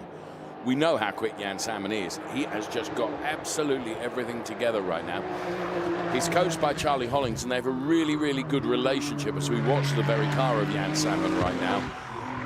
And I think that does, this relationship you have with your driver coach, you need your driver to be something of a sponge in terms of taking all the intel and information that the driver coach is giving you. And it's just working with Jan Sadman right now. We saw glimpses of his ability last year in his first year in the Ferrari Challenge, Nico. And this year everything is being put together really well. Yeah, absolutely, and he's definitely shown that, and I think Jan is one of the drivers who will take extra motivation and extra confidence from those results. We already spoke about how that race win in race 1 wasn't all easy. He was under a lot of pressure, and with the exception of that one small mistake, he held firmly throughout the entirety of the race, and that was not an easy task. And once that hard stopper happened and he was back on the track, he didn't look back, and he was dominant in the rest of the race, didn't let them phase him, which is also very easy, and we have a red flag. Thank you. Yeah, he's very hard on himself. He's very self-deprecating.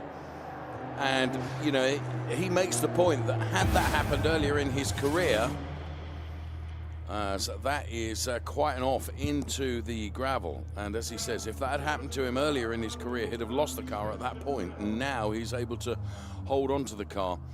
So I think this is not going to be the work of a moment, because the car is going to have to be recovered from there. And is it Boris Gideon that found the gravel? Yes, indeed it is. One of the front runners, Nico. Oh, and that was quite an impact into the safety barriers for Boris Gideon.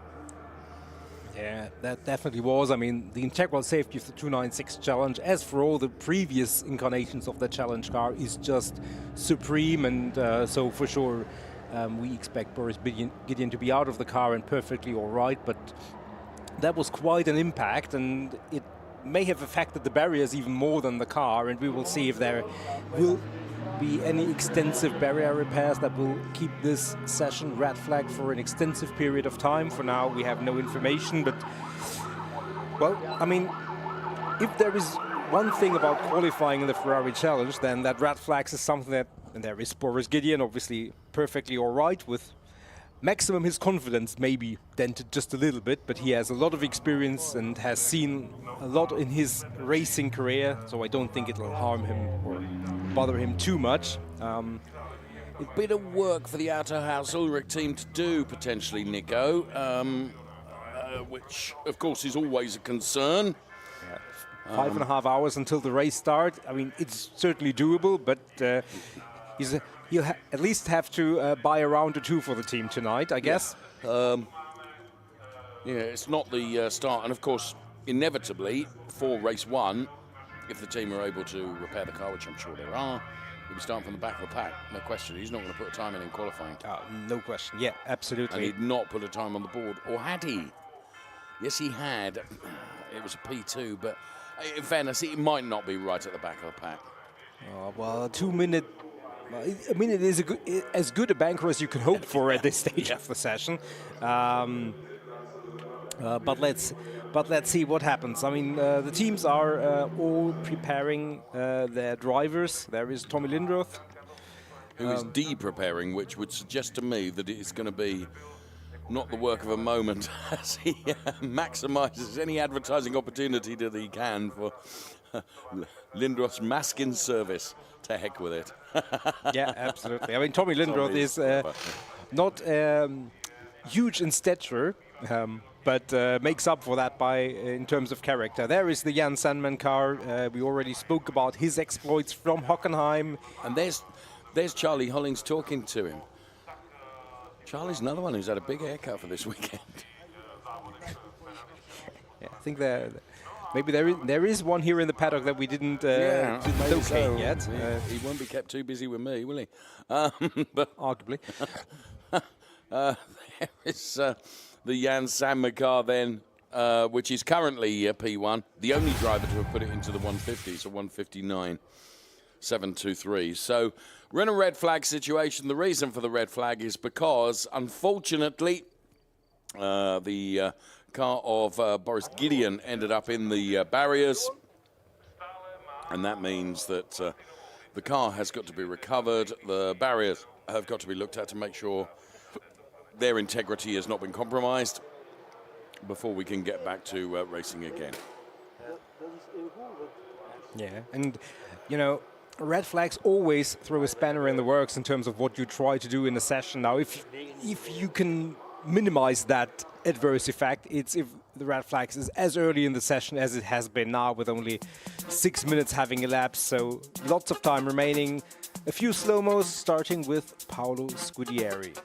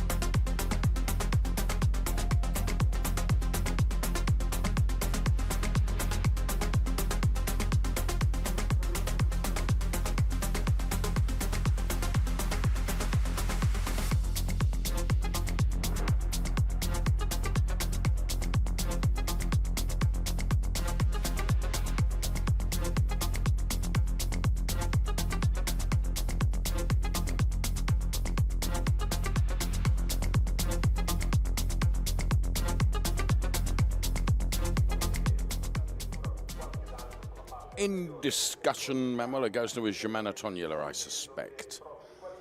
I say I suspect. Oh, thank goodness for that. I got it right. Germana, driver of the 168 car, and the unmistakable Pino Foscaro.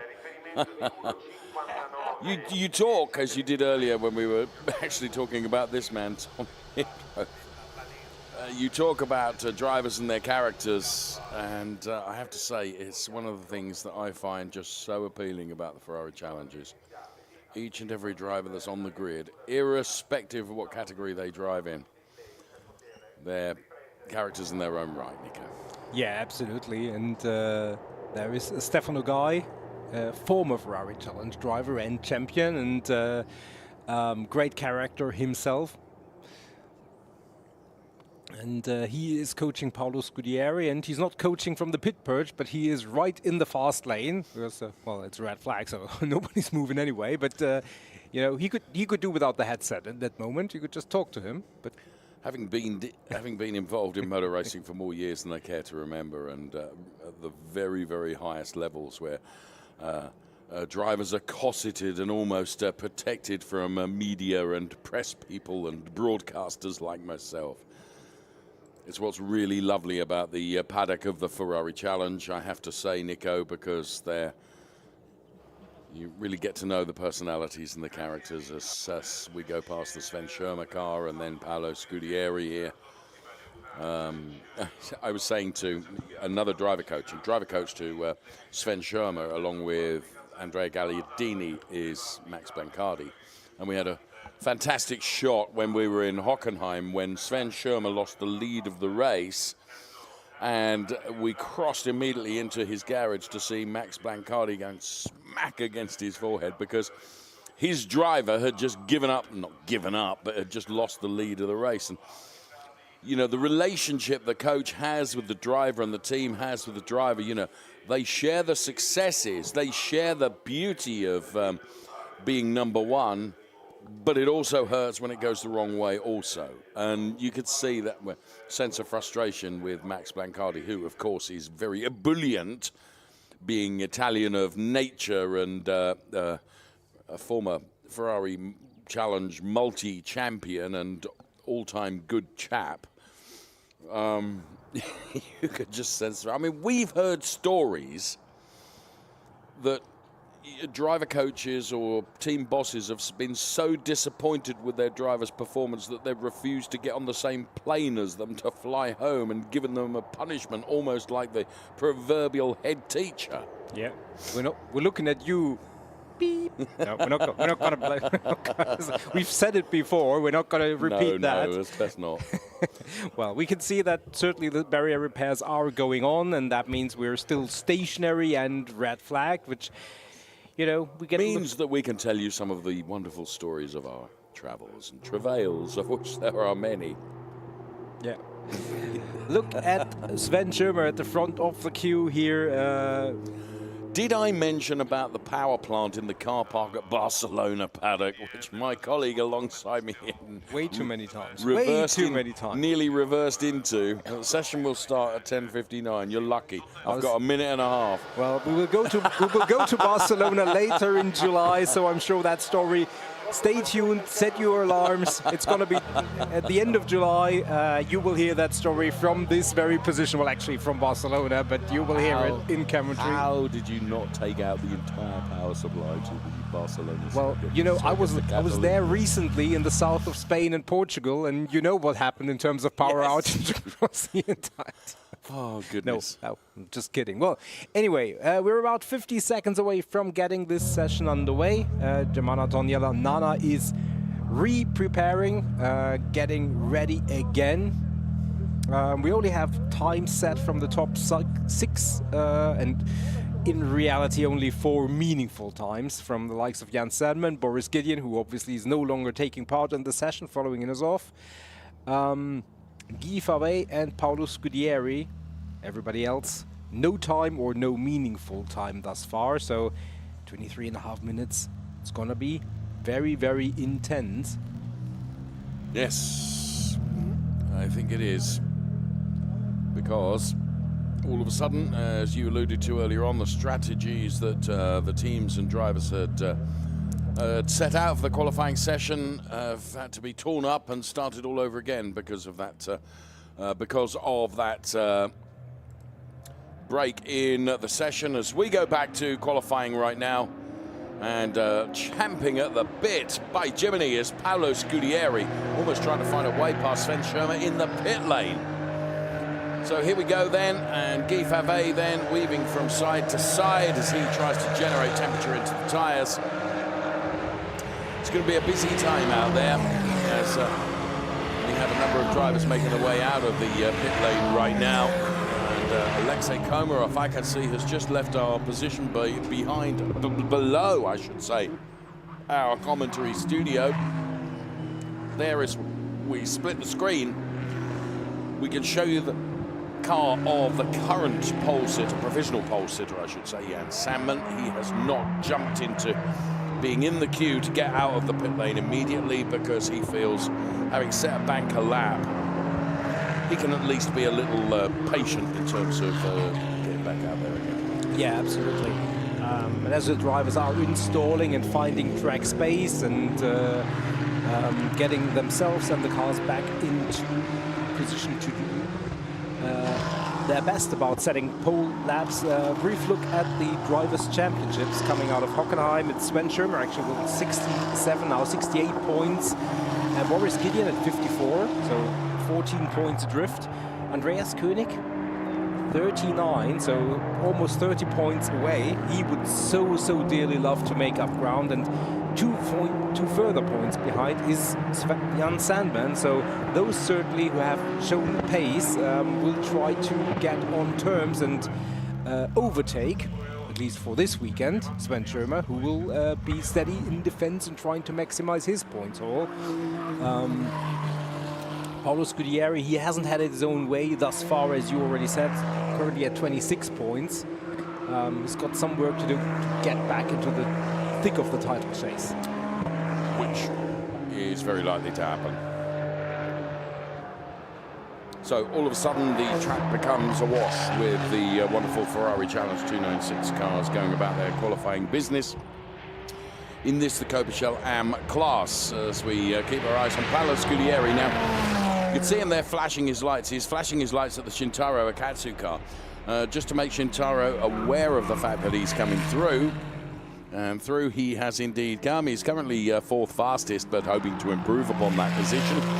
He's got just under 21 minutes within which to so do. But of course, every single one of those 21 minutes that he spends out there on track, do bear in mind he's taking more out of his tyres. That will leave his tyres with less life in the race. The tyres that you qualify on are the tyres that you will start on in the race. You can almost hear the Pirellis protesting now on the freshly resurfaced track here at the Automotodrome Brno. Jan Sandman the quickest. Boris Gideon, who will be taking no further part in this qualifying session by dint of his car being in the barriers, or it was, ahead of Guy Favre, Paolo Scudieri, Alvaro Ramos, a Portuguese driver, and then Tommy Lindroth making a very welcome return to the Ferrari Challenge. Great to see Tommy back in the paddock and back out there on track as well. Under 20 minutes remaining before the three races that we will be privileged to bring you this afternoon across Trofeo Pirelli and Pirelli AM, across Copachel, and indeed this category that we're watching qualifying right now, the Copachel AM drivers. Everybody except for Jan Sandman and the beached Boris Gideon car. Now everybody out on the track, so with 19.5 minutes remaining, traffic is gonna be as it's effectively most. Paolo Scudieri moves up a place, up into P3, and especially significant time improvement as now the times come tumbling down as the drivers who have completed their first flying lap. Guy Favre, one of them who is moving up the order, already relegating Boris Gideon one position, and I fear for Boris that that's going to be a theme for the remaining 20 minutes or so.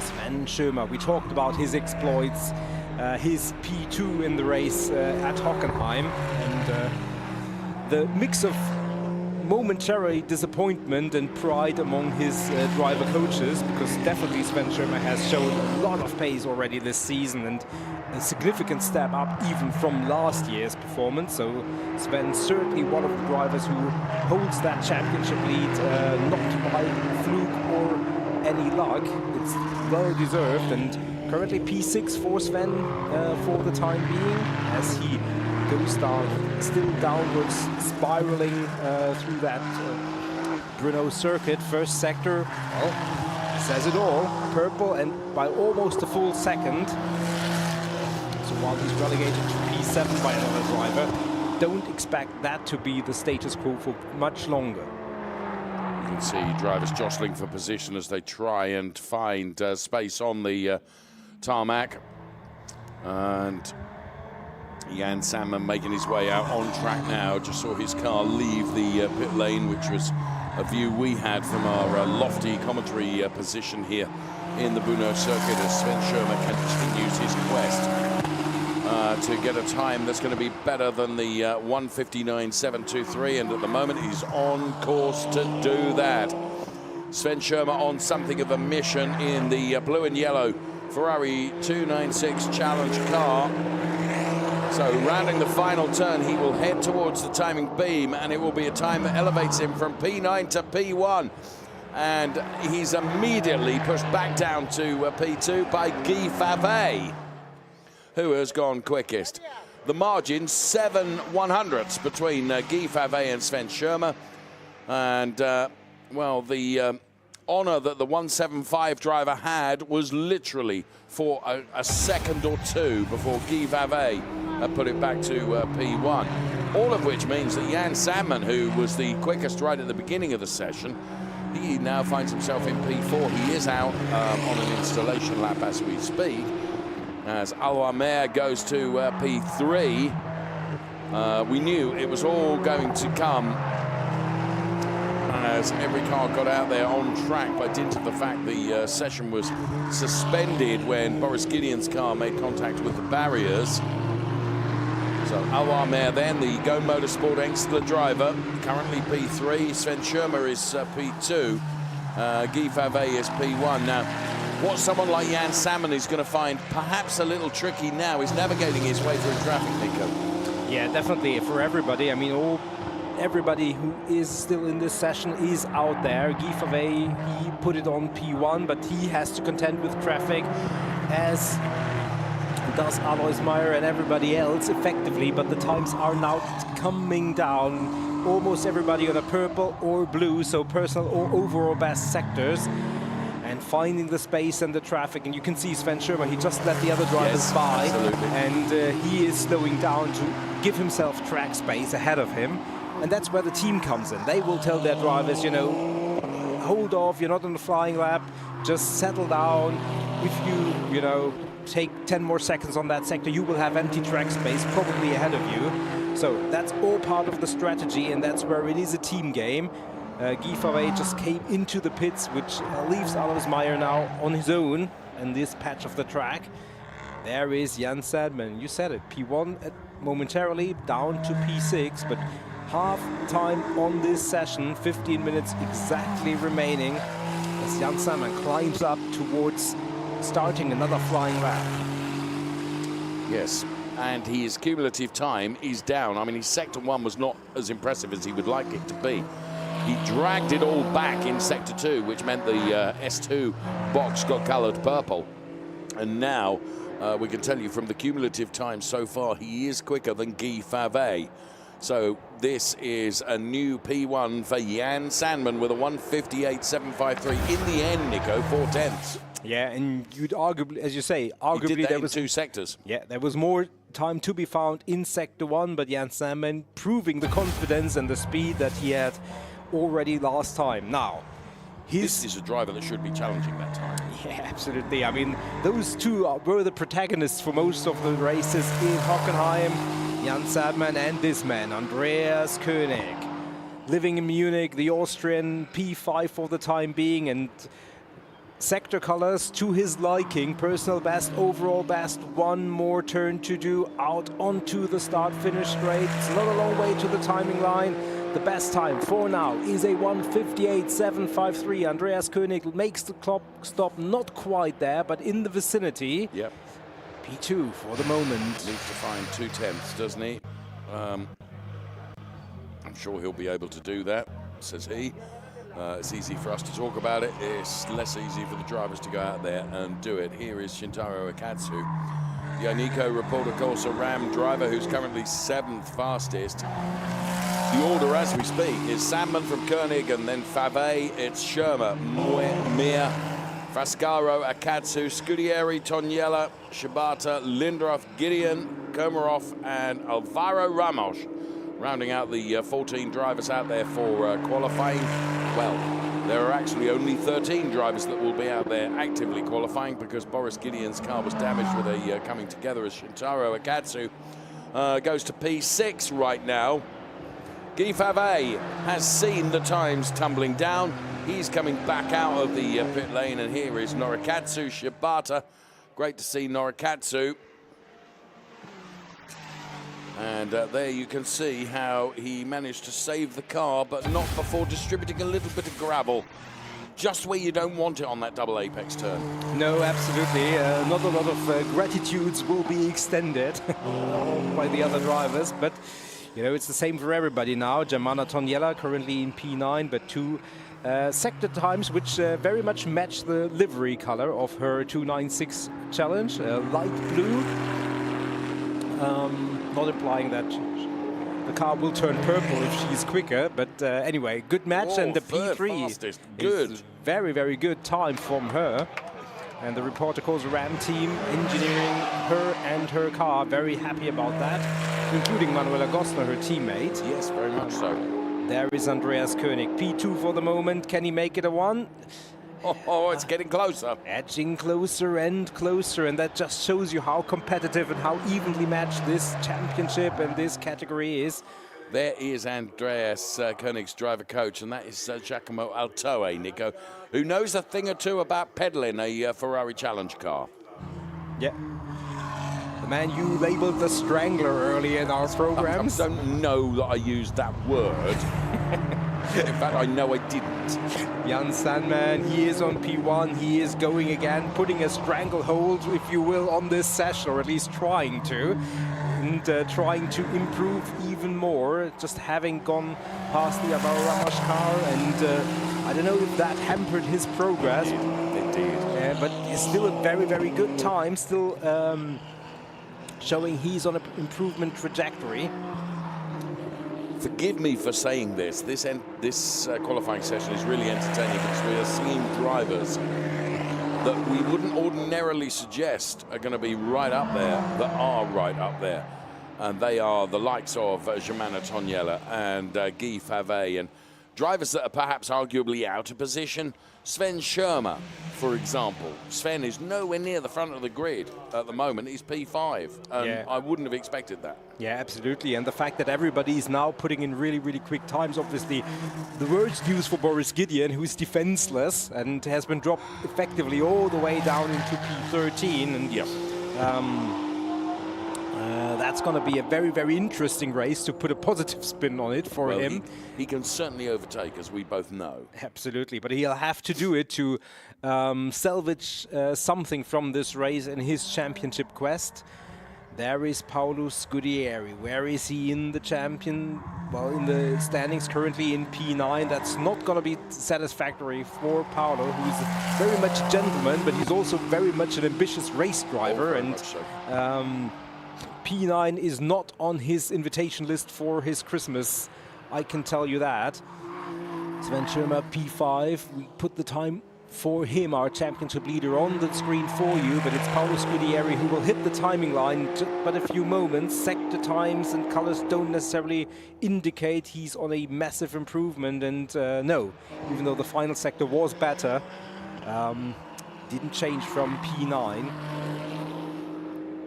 Sandman, Koenig, Toniella, Fave, Schirmer, the top 5 with just under 9 minutes of this qualifying session, as Sven Schirmer goes to the top of the chart, and he's made a habit of doing this. in that just when you don't expect it, he kicks you up the bottom and delivers a lap that wasn't expected. Well done, Sven Schirmer. Yeah, absolutely. I mean, it was really towards the end of the lap where he found something that...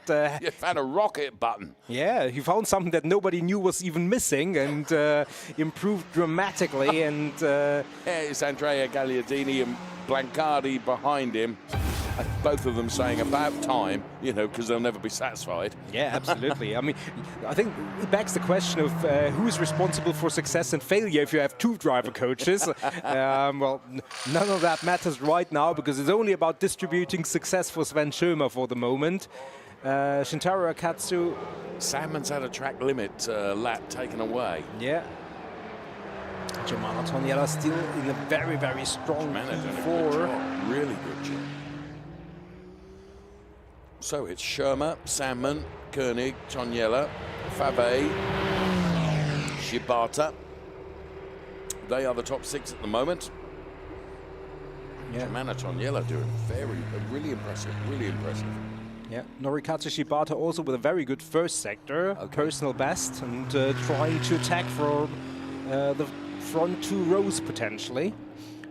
He the one that he is currently making the most progress, and Germano Toniella we follow because she definitely on the second row with a good position.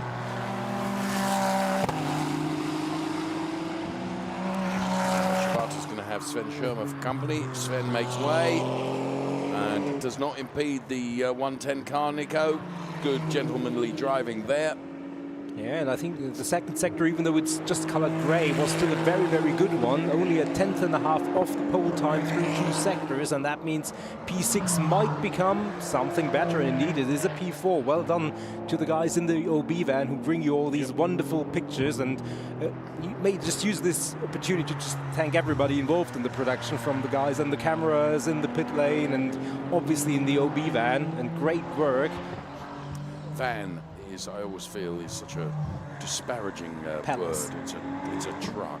The OB It's a Palace. trucks. But yes, thank you. We appreciate. We can only be as good as what you show us, and each and every one of you, whether you're involved in pictures or audio, you do a great job for us. Germano Toniella then split the screen. We show the boss of the Nico Reporter Castle Ram team. Watching on, looking at all the data and looking at the progress being made by Germano Toniella, as indicates right, and comes into the pit lane now with 6 minutes remaining. The order is Schirmer, Sandman, Koenig, Shibata, Toniella. They are the top 6, Nico. Very, very entertaining qualifying session this has been. A qualifying session that was delayed by Boris Gideon, putting the car into the barriers right at the start of the session. But as the session has gone on, Nico, there you can see Germano Toniella with the car in its previous colours. She has been a standout star in qualifying so far. Yeah, and just following her through that replay, and we will go back to the action. Sven Schirmer is only 1/100th of a second quicker than Jan Sandman. But Jan Sandman, first sector last time around, or on this current lap actually. Bit of damage to the back end of the Shibata car, look.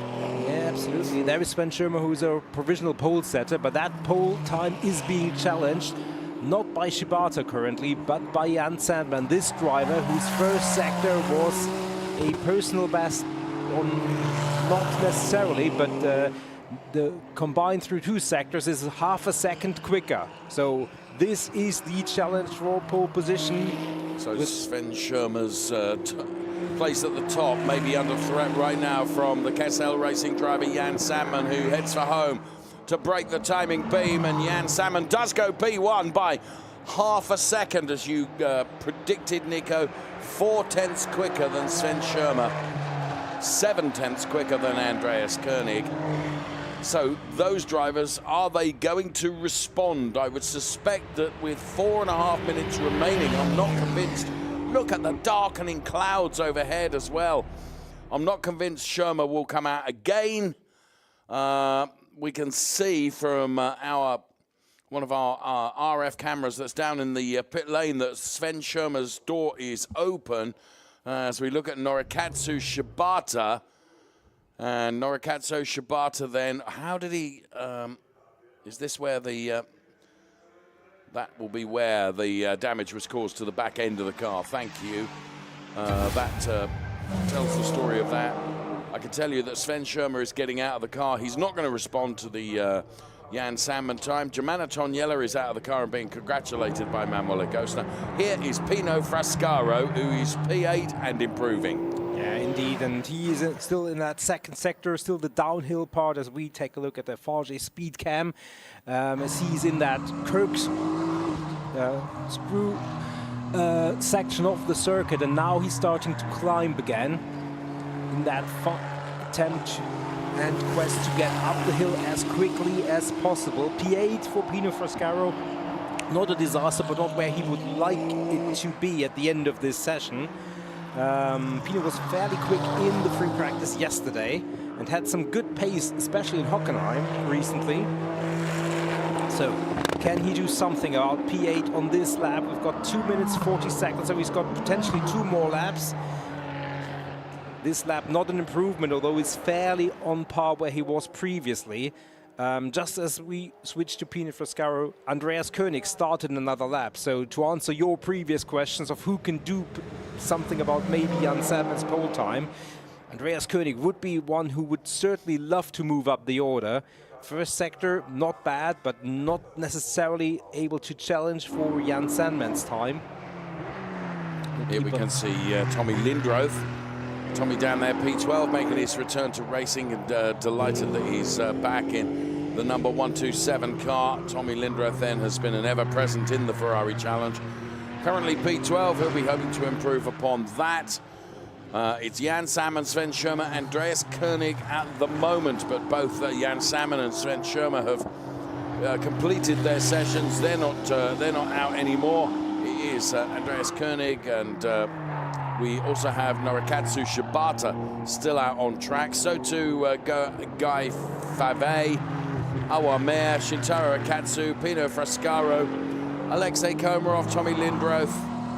They still have the opportunity in the 1.5 minutes remaining in this qualifying session to try and move themselves further up the order. Can Andreas Koenig take it to Jan Sandman?